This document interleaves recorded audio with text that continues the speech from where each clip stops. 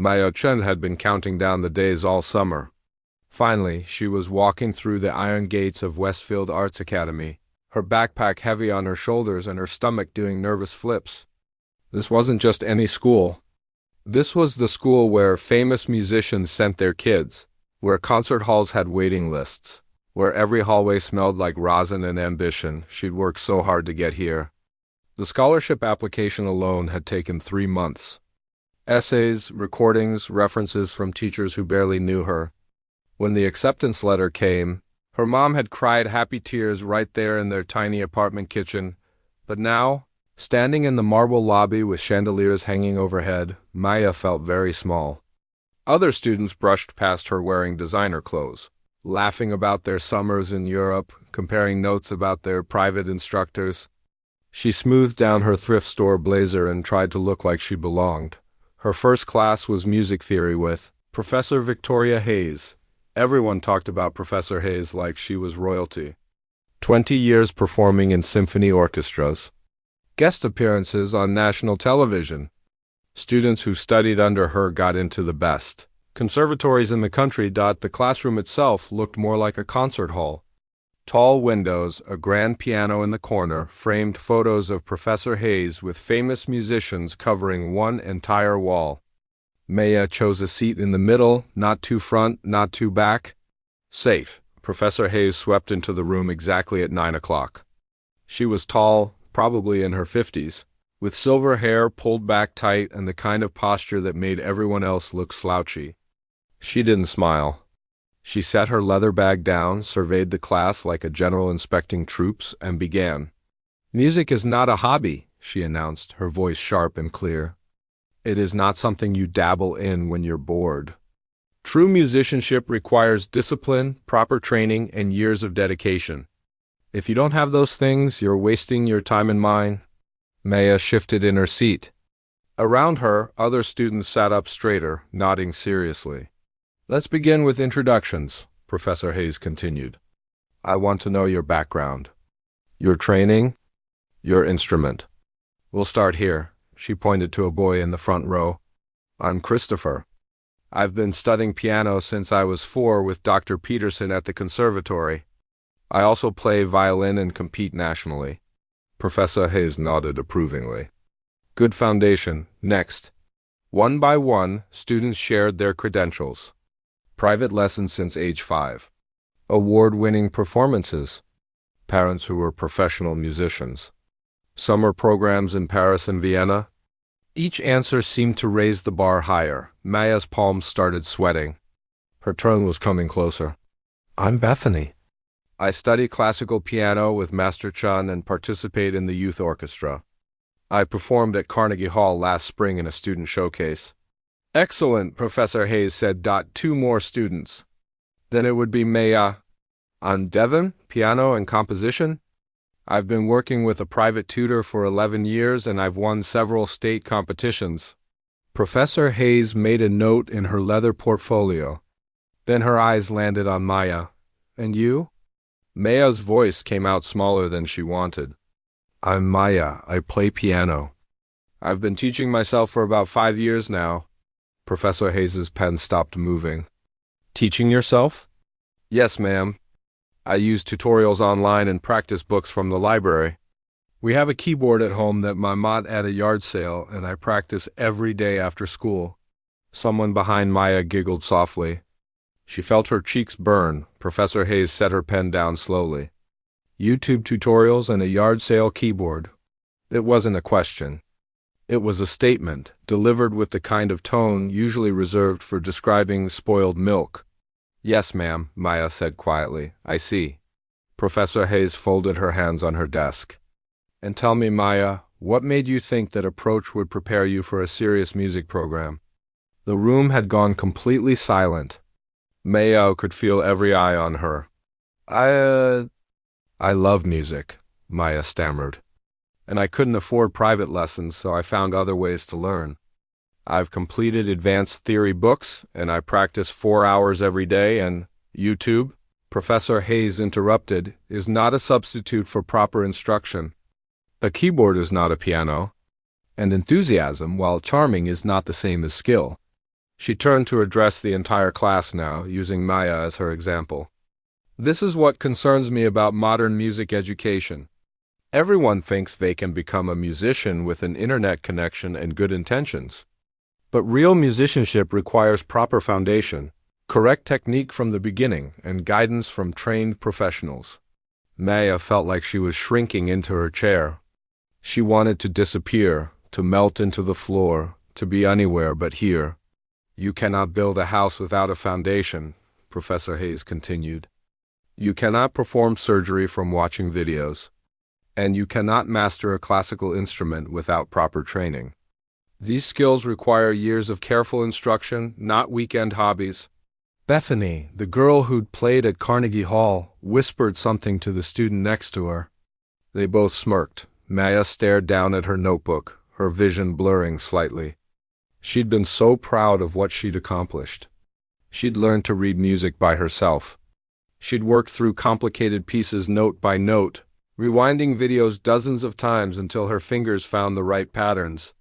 She'd made her cheap little keyboard sound like something beautiful, but here, in this room full of students with expensive instruments and famous teachers, her 5 years of hard work seemed like nothing. Worse than nothing. Like a joke, Professor Hayes moved on to the next student, her point thoroughly made. Maya sat through the rest of the class in a fog, not really hearing anything. When other students answered questions, she didn't raise her hand. When Professor Hayes demonstrated something at the piano, she didn't watch. The bell finally rang after what felt like hours. Students gathered their things, still chatting and laughing. Maya shoved her notebook into her backpack and headed for the door, keeping her eyes down. "Did you hear that?" Someone whispered behind her. "YouTube tutorials. That's like showing up to medical school because you watched Grey's Anatomy." Laughter followed Maya into the hallway. She made it to the bathroom before the tears came. Standing at the sink, she splashed cold water on her face and looked at herself in the mirror. Red eyes, cheap clothes. Scholarship student who didn't belong. For a moment, she considered leaving. Just walking out, going home, telling her mom it wasn't going to work out. She could go back to her old school where nobody cared about music, where being good at piano made you special instead of making you a joke. But then she thought about her mom, working double shifts at the hospital to help pay for the portion of tuition the scholarship didn't cover. She thought about her little keyboard at home, the keys worn smooth from 5 years of constant practice. She thought about the feeling she got when she played something perfectly, when the music just flowed through her fingers like magic. No, she wasn't going to quit on the first day. Maya dried her face, straightened her shoulders, and walked out of that bathroom with her head up. Professor Hayes thought she didn't have what it took? Fine, she'd prove her wrong. She had no idea how yet. But she would find a way. The next 2 weeks were rough. Maya showed up to every class, sat in the back, and kept her mouth shut. Professor Hayes continued teaching as if nothing had happened. But Maya noticed the way her eyes would skip right over her during discussions. Like she wasn't even there. The other students weren't mean, exactly. They just didn't see her. In a school where everyone bonded over shared experiences at expensive summer camps and competitions, Maya had nothing to contribute to the conversations. She ate lunch alone, practiced alone, and went home alone, but she kept practicing. Every single day, the school had practice rooms in the basement, small soundproof boxes with upright pianos that students could reserve. Maya signed up for the latest time slot available, 7 to 9 in the evening, when most other students had gone home. Nobody wanted those hours anyway. Those practice rooms became her sanctuary. Door closed, headphones on when she needed to really focus, just her and the piano. The instruments here were real pianos, not keyboards, and the difference was incredible. The weight of the keys, the resonance, the way the sound filled the small room. She'd never had access to anything like this before. She worked through classical pieces she'd always wanted to try. Beethoven, Chopin, Bach. Her fingers stumbled over the harder passages, but she was getting better. She could feel it. Without a teacher, she had to be her own critic, playing sections over and over until they sounded right to her ear. One evening, about 3 weeks into the semester, She was deep into a Chopin nocturne when the practice room door suddenly opened. Professor Hayes stood in the doorway. Maya's hands froze on the keys. Her heart jumped into her throat.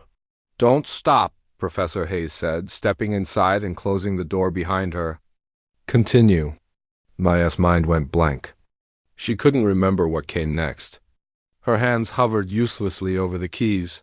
Professor Hayes sighed and leaned against the wall, arms crossed. "I've been hearing you practice every evening this week.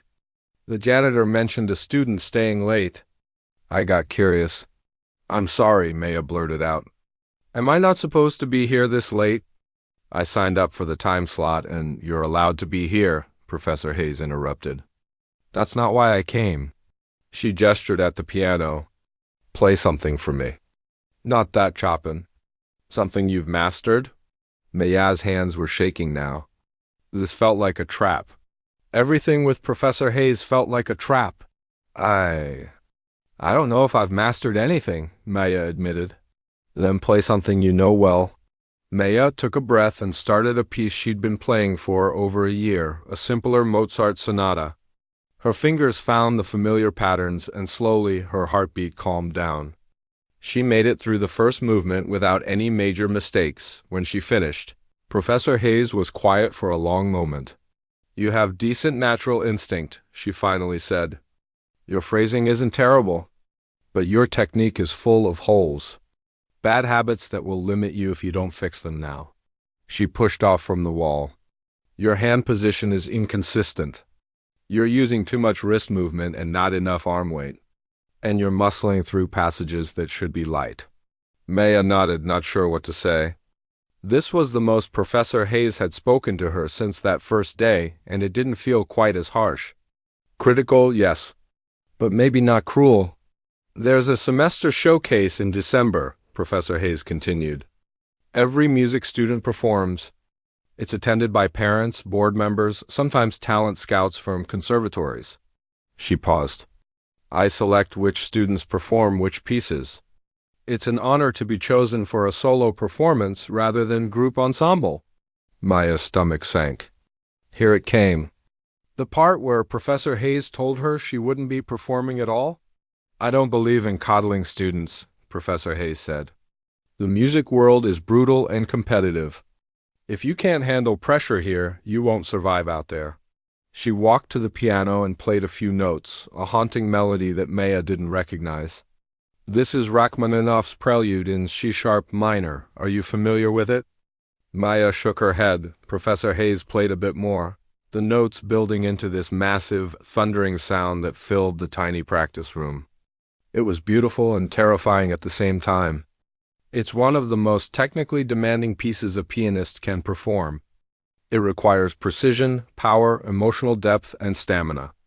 Most students study it for months, even years. She stopped playing and turned to face Maya directly. "If you can perform this piece flawlessly at the semester showcase, I will give you a solo slot. You'll perform on the main stage, not in the ensemble." Maya's eyes widened. "You want me to learn that?" "I'm giving you the opportunity to prove yourself," Professor Hayes corrected. "Whether you can actually do it is another question entirely." Her expression was unreadable. "You have 6 weeks until the showcase. That's your timeline. 6 weeks to learn something that took other students months or years. It was impossible. Why would you even offer this?" Maya asked, the question slipping out before she could stop it. "You don't think I can do it?" Professor Hayes tilted her head slightly. "You're right. I don't think you can. Your foundation is weak. You have no formal training, and you've never performed under real pressure. By every measure, you will fail." She gathered her bag from where she'd set it down. "But I've also watched you stay here every night for 3 weeks, working on your own with no one to impress. That's either admirable dedication or foolish stubbornness. Either way, I'm curious to see which one it is."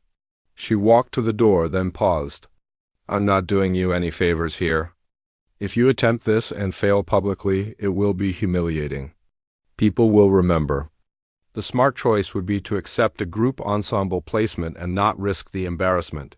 But if I succeed?" Maya asked. "If you succeed," Professor Hayes said slowly, Then I will have been wrong about you. And I'm rarely wrong. She opened the door. You have until Friday to decide? Let me know in class. Then she was gone, leaving Maya alone in the practice room with 6 weeks, an impossible challenge. And a choice to make? Maya sat at the piano for a long time after Professor Hayes left, not playing, just thinking. She pulled out her phone and looked up the Rachmaninoff prelude. Found a recording and listened with headphones. It was even harder than Professor Hayes had made it sound. The notes flew by so fast in some sections she couldn't even follow them. Other parts required these huge, dramatic chords that seemed to need hands twice the size of hers. And it went on for over 4 minutes. Each section more complicated than the last. She listened to it 3 times in a row. This was crazy. Absolutely crazy. Professor Hayes was setting her up to fail in front of everyone. It was probably some kind of lesson about knowing your limits or staying in your lane or whatever. Maya closed her eyes and listened to the piece one more time. But what if she didn't fail? What if she actually pulled this off? The thought sent a thrill through her chest, even though her logical brain was screaming that it was impossible. 6 weeks. No teacher to guide her through it. Just her, a piano, and whatever she could figure out on her own like she'd always done. She opened her eyes and looked at the piano keys. Okay, she whispered to the empty room. Let's do this. She didn't go home until the janitor knocked on her door at 9:30, apologetically telling her he needed to lock up. Maya gathered her things, but her mind was already working, already planning. She'd need to break the piece into sections. Master each part separately before putting it together. She'd need to find tutorials, study performances. Maybe even spend some of her savings on a few professional lessons if she could find someone. Affordable. 6 weeks wasn't a lot of time, but Maya had never backed down from a challenge in her life. She wasn't about to start now. Maya told Professor Hayes on Friday that she'd accept the challenge. The professor just nodded once, wrote something in her notebook, and moved on with the class like it was nothing. Like Maya hadn't just agreed to attempt the impossible. That weekend, Maya created a plan. She printed out the sheet music, all 5 pages of it, and spread them across her bedroom floor. The notes looked like angry black insects crawling across the pages. She recorded herself playing through it slowly, just to see how bad it was. It was really bad. Her fingers couldn't reach some of the chord stretches. She stumbled over the runs that were supposed to sound smooth and flowing. The dramatic parts that were meant to shake the room just sounded clunky and awkward. After an hour of trying, her hands hurt and she'd barely made it through the first page, but she didn't stop. Monday through Friday. Maya's schedule became brutal. She woke up at 5 in the morning and practiced on her keyboard at home with headphones on so she wouldn't wake her mom. The keyboard wasn't the same as a real piano, but it let her work on memorizing the notes, getting the patterns into her muscle memory. School from 8 to 3.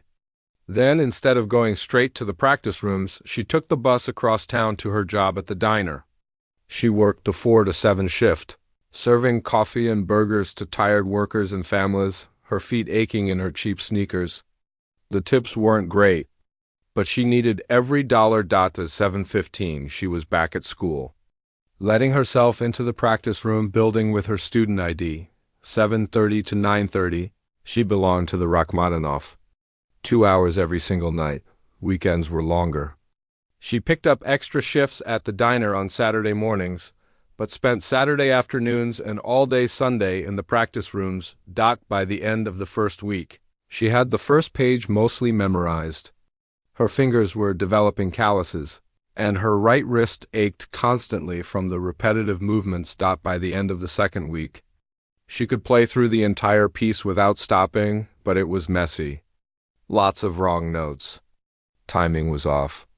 It didn't sound anything like the recordings she'd been studying. The third week was. When everything started falling apart, her hands hurt so badly she could barely hold a pencil in class. One night, she played the same difficult section over and over for 90 minutes straight, trying to get it right. When she finally stopped, her fingers wouldn't straighten properly. They just curled like claws. She had to run them under warm water in the bathroom for 10 minutes before they'd move normally again. She was exhausted all the time. falling asleep in her morning classes, making mistakes at work, and getting scolded by her manager. Her mom noticed the dark circles under her eyes and the way Maya winced when she used her hands. "Baby, you're pushing too hard," her mom said one night, watching Maya ice her wrists at the kitchen table. "Maybe this isn't worth it." "I have to do this, Mom," Maya said quietly. "I have to prove I belong there." "You don't have to prove anything to anyone," her mom replied, but she didn't push it. She just made Maya tea and sat with her until the ice melted. The worst part was that Maya wasn't sure she was getting better fast enough. 3 weeks down, 3 weeks to go, and the piece still sounded rough. She could play the notes, mostly, but it didn't have that power, that emotion she heard in professional recordings. It just sounded like someone struggling through a difficult piece, which, to be fair, was exactly what it was on a Thursday night during the 4th week. Maya was in the practice room having what felt like her 100th breakdown over a particular section that her fingers just couldn't seem to master. She'd played it wrong 30 times in a row. Her hands were shaking from fatigue. Her eyes were burning from fighting back tears. She put her head down on the piano keys. Not even caring about the discordant sound it made, there was a knock on the practice room door. Maya looked up, expecting the janitor telling her it was time to leave. Instead, it was a boy from her music theory class. Nathan, maybe? She wasn't sure. He was one of the quiet ones who never participated in the whispering and laughing. "Sorry," he said, hovering in the doorway. "I heard you playing." "That's the Rachmaninoff sharp minor, right?" Maya nodded, too tired to be embarrassed. "I heard about Professor Hayes's challenge," he continued. "That's kind of intense." He shifted his backpack. "I worked on that piece last year. Took me 4 months. Do you want... I don't know, would it help if I showed you some tips? There are a few sections that are easier than they look once you know the trick." Maya stared at him. "You'd help me?" He shrugged. "Everyone's been talking about it like it's this big drama. But honestly, I think it's cool that you're trying. Most people wouldn't have the guts." He came into the room. "I've got 20 minutes before I have to catch my bus.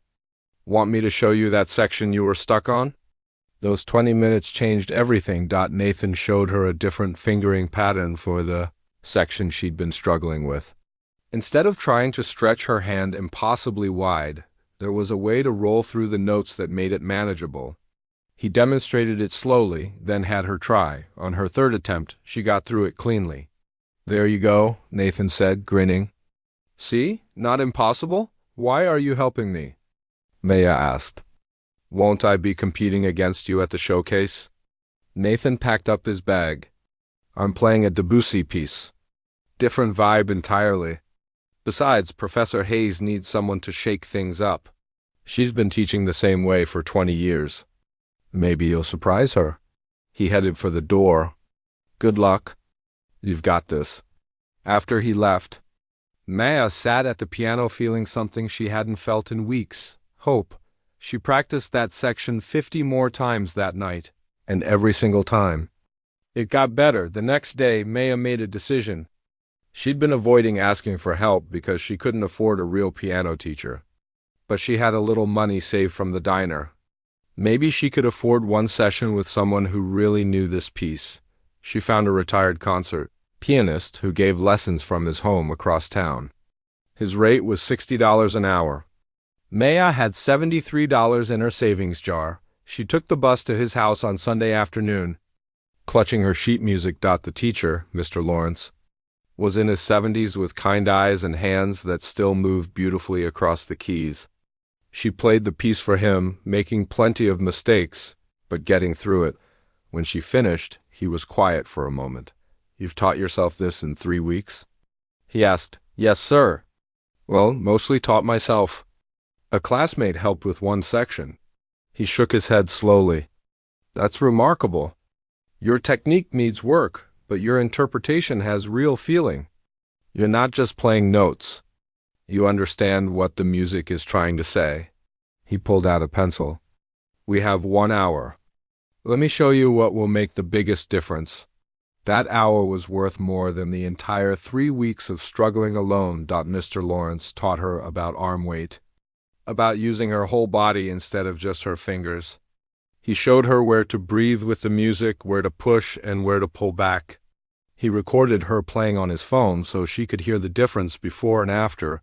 When the hour was up, Maya didn't want to leave. "You have 2 more weeks," Mr. Lawrence said as he walked her to the door. "Practice what I showed you today. Don't just repeat mistakes. Slow down, get it right, then speed it up gradually." He paused. "And Maya? Trust yourself. You have something special. Don't let anyone convince you otherwise." Maya floated home on the bus, his words echoing in her head. The last 2 weeks became a blur of practice. Work, school, and more practice. Her hands toughened up. The piece became automatic, her fingers finding the right keys without her having to think about it.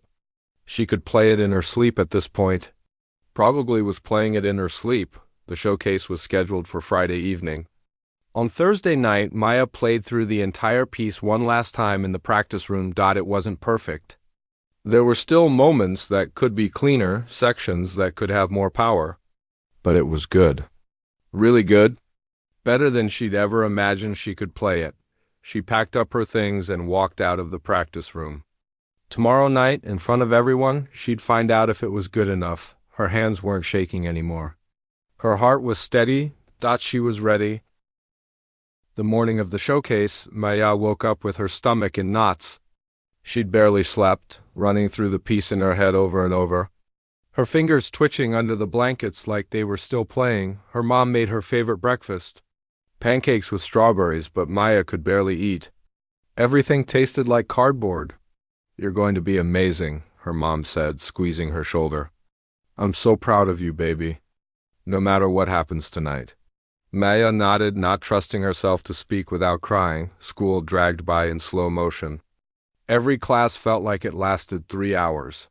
She couldn't focus on anything. Her notebook stayed blank while teachers talked.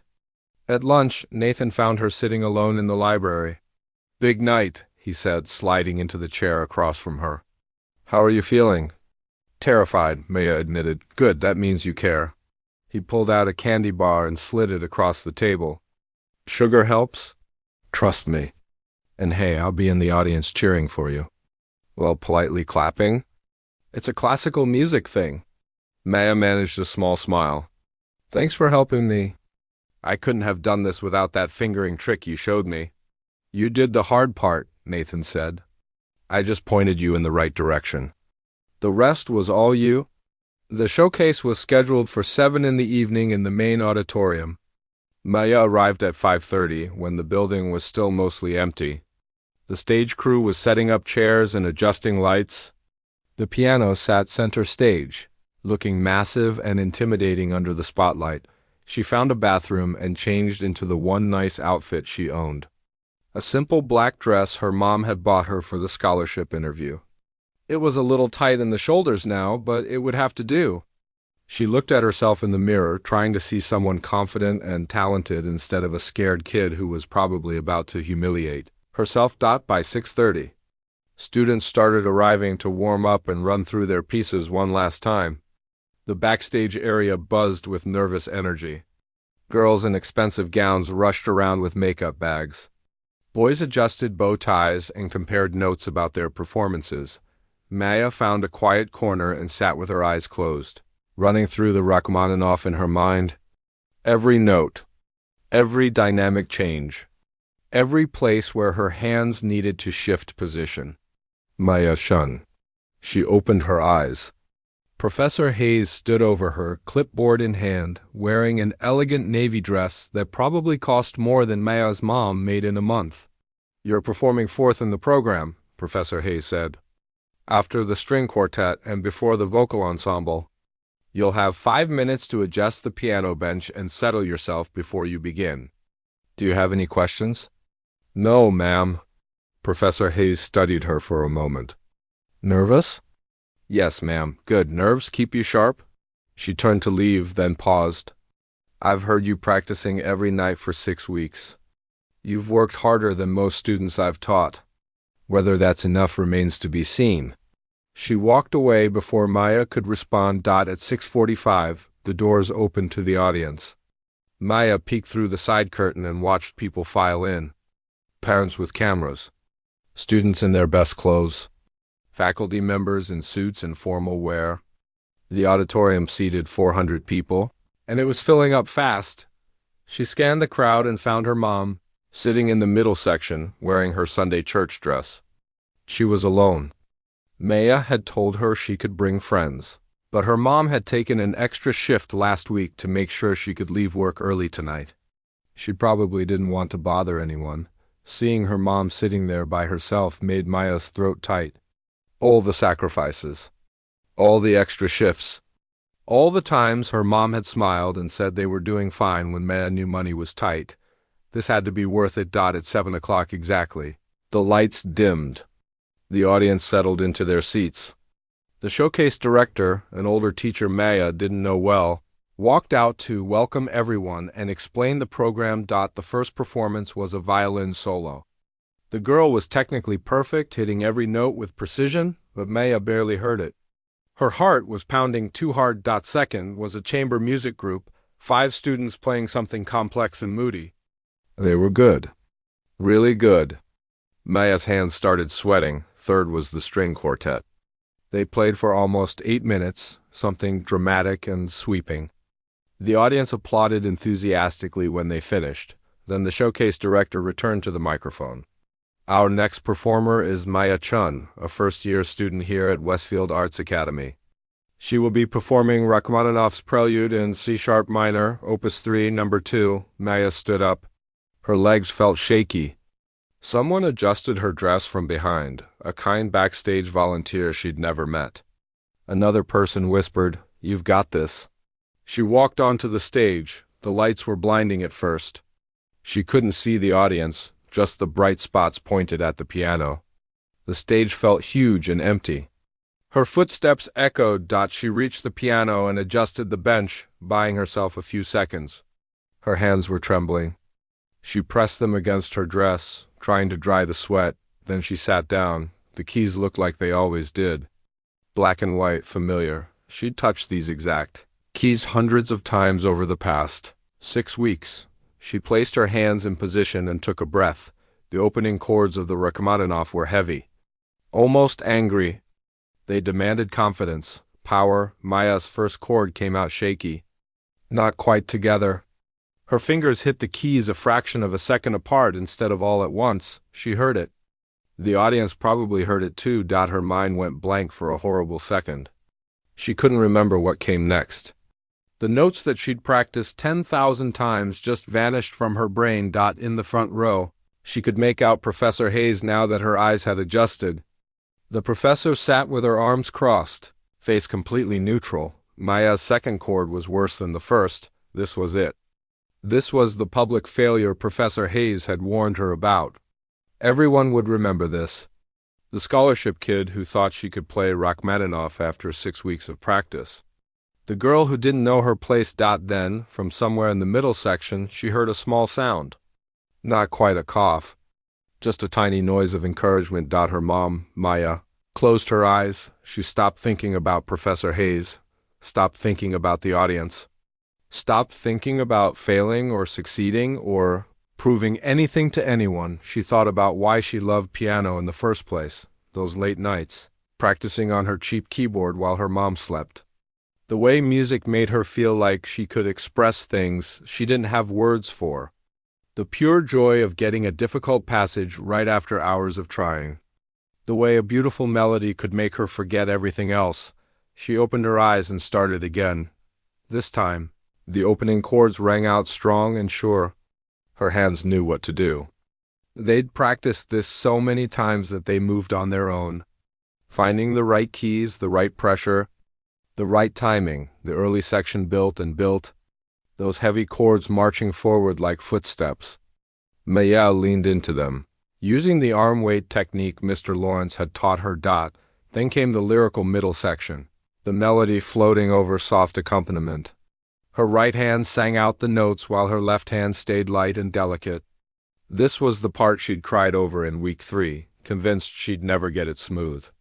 Now it flowed like water. The audience faded away completely. The stage disappeared. There was only the music, the piece built to its dramatic climax, huge chords that filled the entire auditorium.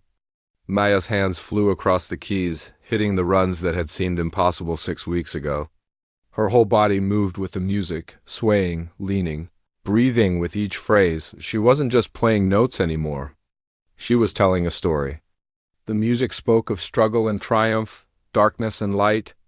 All the things she'd felt these past 6 weeks poured into Rachmaninoff's composition. The final section descended back down into those heavy, dark chords from the opening. But this time they felt different. Not angry, but resolved, determined. Maya played the last 3 chords, each one ringing out into the silent auditorium, then silence. Complete. Absolute silence. Maya's hands stayed on the keys, trembling slightly. She'd done it. She'd actually made it through the entire piece without stopping, without major mistakes. It wasn't perfect, but it was real. The silence stretched on. Had she done something wrong? Was it that bad? Then someone started clapping. Not polite, scattered applause. Real clapping. Enthusiastic, energetic applause. More people joined in. The sound built and built until the entire auditorium was clapping. Some people were standing up. Maya looked out at the audience, squinting against the lights. Her mom was on her feet, tears streaming down her face, clapping so hard her hands had to hurt. Nathan was standing too, grinning and clapping. Other students she'd never talked to were applauding, and in the front row, moving slowly, almost reluctantly, Professor Hayes stood up. Their eyes met across the stage. Professor Hayes brought her hands together and clapped. Maya stood from the piano bench and bowed, her legs still shaking. The applause continued, washing over her like a wave. She walked off stage in a daze, barely aware of her feet moving. The moment she stepped behind the curtain, her knees gave out. She grabbed onto a side table to keep from falling. Her whole body was trembling now that the adrenaline was fading. That was incredible. A stagehand steadied her with a hand on her elbow. Seriously, that was amazing. Other students waiting for their performances stared at her with new expressions. Not mockery or pity, something like respect. One girl even gave her a thumbs up. Maya found a chair and collapsed into it. Her hands wouldn't stop shaking. She'd done it. She'd actually done it. 6 weeks ago, this had seemed completely impossible, and she just performed Rachmaninoff in front of 400 people. The showcase continued. More performances, more applause, but Maya barely registered any of it. She sat backstage trying to process what had just happened. When the final performer finished and the lights came up, families flooded backstage to find their students. Maya's mom pushed through the crowd, still crying, and wrapped her in the tightest hug of Maya's life. "Baby, I don't have words," her mom said into her hair. "I knew you were good, but that was something else." "I messed up the beginning," Maya said, her own tears starting now. "I didn't hear any mess-ups. I heard my daughter doing something incredible." Her mom pulled back to look at her face. "Your father would have been so proud." That broke something loose in Maya. Her dad had died when she was 9, before she'd ever touched a piano. She'd always wondered if he would have liked her music. Her mom never talked about him much because it still hurt too much. "You think so?" Maya whispered, "I know so." They stood there holding each other while chaos swirled around them. Parents congratulating their kids, teachers offering praise, students laughing and celebrating. Maya didn't care about any of it. This moment with her mom was enough. "Maya," they both turned. Professor Hayes stood a few feet away, still perfectly composed in her navy dress. Hands folded in front of her, Maya's mom straightened, ready to be protective. But Professor Hayes spoke first. "Could I have a moment?" she asked, looking at Maya. Her mom glanced at Maya, who nodded. "I'll wait over there," her mom said, giving Professor Hayes a look that clearly said, "Don't you dare upset my daughter," when they were alone, or as alone as you could be in a crowded backstage area. Professor Hayes didn't speak right away. She seemed to be choosing her words carefully. "I owe you an apology," she finally said. Maya blinked. Of all the things she'd expected Professor Hayes to say, that wasn't on the list. When you walked into my classroom that first day, Professor Hayes continued, I made assumptions about you, about your abilities, about your dedication. I've taught for 23 years and I've developed certain beliefs about what makes a serious musician. Private lessons from age 5. Competition trophies. The right pedigree. She paused. You challenged all of that. I just wanted to prove I could do it, Maya said quietly. I know, and that's what bothers me most. Professor Hayes looked uncomfortable, like admitting fault was physically painful. I didn't give you that challenge because I believed you could succeed. I gave it to you because I thought you'd fail and learn to accept your limitations. That was cruel and wrong. Maya didn't know what to say. Part of her wanted to be angry about that, about being set up to fail. But another part understood. Professor Hayes had been teaching the same way for decades. Maya had disrupted everything she believed. What you did tonight, Professor Hayes said, took more skill and determination than most of my students show in 4 years. You taught yourself a piece that challenges conservatory students. You did it while working a job and managing a full course load. And you performed it with genuine musical understanding, not just technical accuracy. She met Maya's eyes directly. I was wrong about you. Completely wrong. Thank you, Maya managed to say. For saying that. Professor Hayes nodded. I'd like to offer you something if you're interested. Private instruction. 1 session per week, no charge? I don't usually take on individual students anymore, but I think you have real potential. The kind that would be wasted without proper guidance. Maya's mouth fell open. Really? Really? Your technique needs refinement, and there are gaps in your theory knowledge we should address. But your instinct, your ear, your work ethic, those can't be taught. You either have them or you don't. A tiny smile crossed Professor Hayes's face, the first genuine smile Maya had ever seen from her. And you clearly have them. I'd love that, Maya said, feeling tears threaten again. Thank you so much. Don't thank me yet. I'm not an easy teacher. Professor Hayes's usual stern expression returned, but there was warmth behind it now. Come to my office Monday after your last class. We'll set up a schedule. She started to leave, then turned back. And Naya? Well done tonight. Truly well done. After she left, Maya stood there in shock. Nathan appeared beside her, already changed out of his performance clothes. Dude, you were awesome, he said. Everyone's talking about it. Half the school just got humbled by the new kid. It wasn't perfect, Maya said automatically. It was real, though. That's better than perfect. Nathan grinned. Also, I heard Professor Hayes talking to you. Did she seriously just offer you private lessons? She hasn't done that in like 5 years. Yeah, Maya said, still processing. Yeah, she did. The next week at school was completely different. Students who'd never spoken to her before said hi in the hallways. People asked to sit with her at lunch. A few even asked for practice tips or help with their pieces. The story of her performance spread. The girl who taught herself piano and took on Rachmaninoff in 6 weeks. Some details got exaggerated in the retelling, but Maya didn't mind. She'd proven something to herself, and that mattered more than her reputation. Her first private lesson with Professor Hayes was intense but incredible. They worked on a Chopin etude, and Professor Hayes broke down her technique with brutal honesty but also genuine care. For the first time, Maya felt like she had a real teacher. Someone invested in her growth. The scholarship committee heard about her performance too. 2 weeks later, Maya got a letter informing her that her partial scholarship had been upgraded to a full ride. Room and board included. Her mom cried again when Maya told her, but the best thing that came from that night wasn't the recognition or the scholarship or even the private lessons. It was the way Maya felt about herself. She'd spent so long feeling like she didn't belong, like she was fooling everyone by being there. Like any moment someone would realize she wasn't really good enough and send her home. That night on stage, playing those final chords of the Rachmaninoff, she'd realize something. She did belong. Not because of where she came from, or who her teachers were, or how much money her family had.